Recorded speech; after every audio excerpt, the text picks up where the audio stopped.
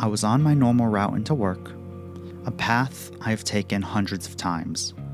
I know this walk. I know it at 9 a.m. when the light cuts hard across the buildings. I know it at 5 p.m. when the city starts heading home. I know how the traffic patterns change in the summer. I know where people hunch against the wind, where umbrellas collide in the rain, and where the shade becomes the busiest place on the block. This place is the photographic equivalent of a blankie. It's familiar, comfortable, and reliable, and yet this is where I can take some of the most god-awful pictures known to man.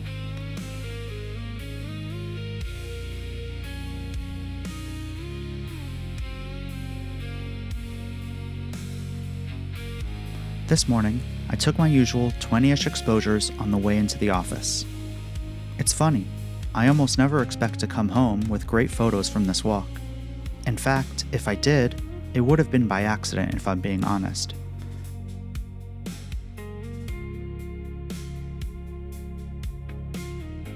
This walk isn't about making photographs. It's about learning to notice them.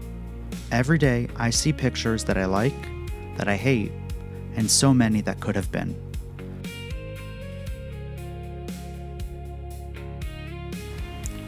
But today was different. By the time I got home, I already knew. Not because I'd looked through every frame, because I could feel it. Something was off. The rhythm I'd gotten so used to was gone. And when I finally started scrolling through the photos, I didn't need to go far.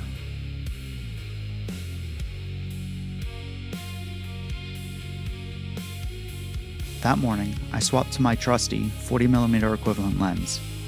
It didn't feel like a big change. It never does. This focal length is how I see the world right now, a comfortable perspective that is not too wide or too tight. When close to my subjects, 40mm has the power to highlight details that could easily go unnoticed.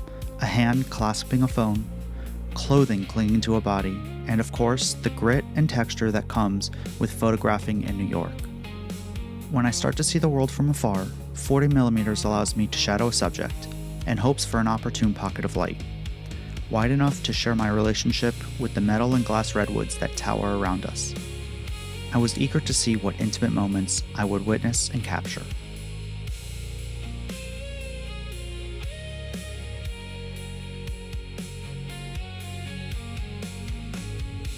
For the past few weeks, I was experimenting with shooting from the hip and practicing with wider lenses.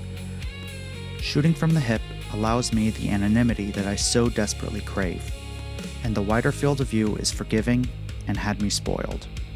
It tolerated sloppy framing, rewarded quick reactions, and quietly covered for mistakes I didn't even realize I was making.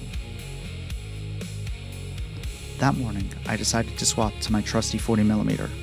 The lens that would spend the next 20 minutes politely dismantling my confidence. It wasn't because the lens was harder to use, it was because it had stopped covering for me. The usual pep in my step was suddenly exaggerated by the slightly longer focal length. The normal, playful Dutch angles were now suffering from claustrophobic recklessness. My aim was off, and my composition suffered.